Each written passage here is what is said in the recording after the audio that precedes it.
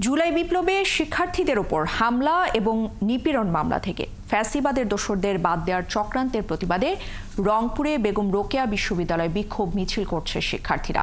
এ সময় তারা ফ্যাসিবাদের দোসরদের বিরুদ্ধে প্রশাসনের উদ্যোগ নিতান্তই দায়সারা বলেও অভিযোগ করেন। সেখানে আছেন সহকর্মী শাহ বায়েজিদ আহমেদ, সরাসরি যোগ দিচ্ছেন তিনি।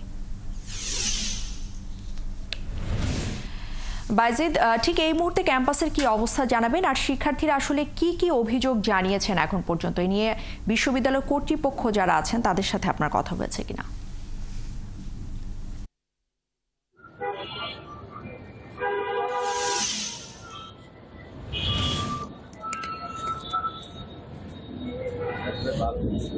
ইশরাত, বিশ্ববিদ্যালয়ের শিক্ষার্থীরা, সাধারণ শিক্ষার্থীরা প্রধান গেটে জড়ো হচ্ছে।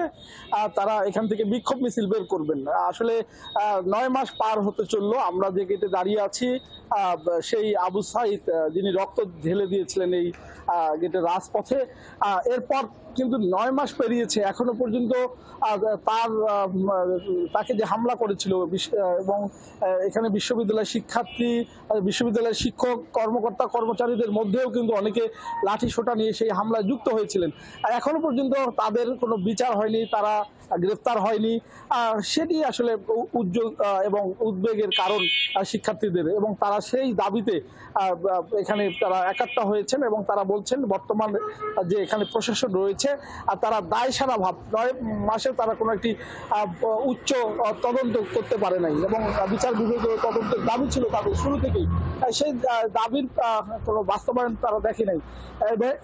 এবং এই যে বিশ্ববিদ্যালয়ের বর্তমান যে প্রশাসন রয়েছে এবং বিশ্ববিদ্যালয়ের প্রশাসন এবং প্রক্টর, তার আশেপাশে যারা রয়েছে তারা কিন্তু সেই সময় যারা হামলা করেছিল তাদের মধ্যে বেশ কয়েকজন আছে এবং তারা আশঙ্কা করছে যে প্রক্টর এবং উপাচার্যের অফিসে যারা নিরাপত্তার দায়িত্বে রয়েছে এদের মধ্যেও সরাসরি হামলা জড়িত ছিল এরকম কয়েকজন রয়েছে এবং তাদেরকে এখনো পর্যন্ত অপসারণ করা হয়নি এবং যারা দোষী তাদেরকে এখনো বিচারের আওতায় আনা হয়নি, মামলা হয়নি এবং একটা জিডিও করা হয়নি। সেটি নিয়ে ক্ষুব্ধ এবং এটি নিয়ে তারা কিছুক্ষণের মধ্যে মিছিল বের করে। আমরা কয়েকজন শিক্ষার্থীদের সাথে কথা বলবো, আপনার কাছ থেকে জানতে চাচ্ছি যে আজকে আপনাদের এই মিছিল কেন এবং এই যে 9 মাস পার হতে চললো এখনো কোনো ব্যবস্থা নেয়নি প্রশাসন, কি ভাবছেন একজন আন্দোলনের শিক্ষার্থী হিসাবে? জুলাই আন্দোলনে আপনি সম্মুখ ছিলেন, কি বলবেন?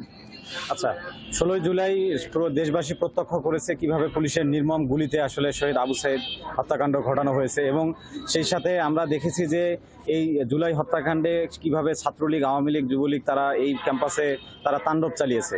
সুতরাং সেই সকল তাণ্ডবকারীদের মধ্যে এই ক্যাম্পাসের শিক্ষক, কর্মকর্তা, কর্মচারী থেকে শুরু করে বহিরাগত যারাই ছিল তাদের বিরুদ্ধে প্রশাসন আজকে 9 মাস পেরিয়ে গেলে এখন পর্যন্ত দৃষ্টান্তমূলক কোনো ব্যবস্থা নেয়নি। তো সেই দাবিতে আমাদের শিক্ষার্থীরা এখন পর্যন্ত আমরা মনে করি যে অনতিবিলম্বে বিশ্ববিদ্যালয় প্রশাসন এই বিরুদ্ধে যথাযথ পদক্ষেপ নিবে। আজকে কি কি কর্মসূচি রয়েছে আপনাদের?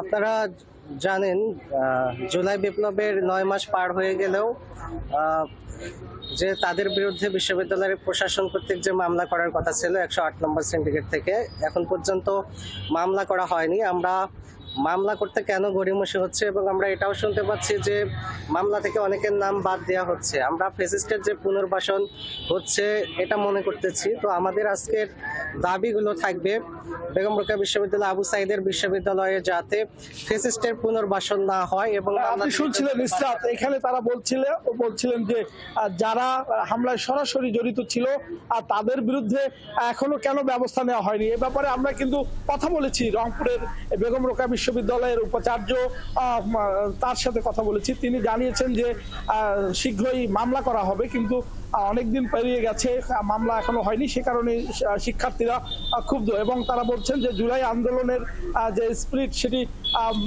ধারণ করছে না বর্তমান প্রশাসন এবং তারা বর্তমান প্রশাসনের বিরুদ্ধে। ধন্যবাদ আপনাকে আমাদের সাথে যুক্ত হওয়ার জন্য। বায়েজিদ আহমেদ আমাদের সাথে যুক্ত হয়েছিলেন রংপুর বিশ্ববিদ্যালয় থেকে।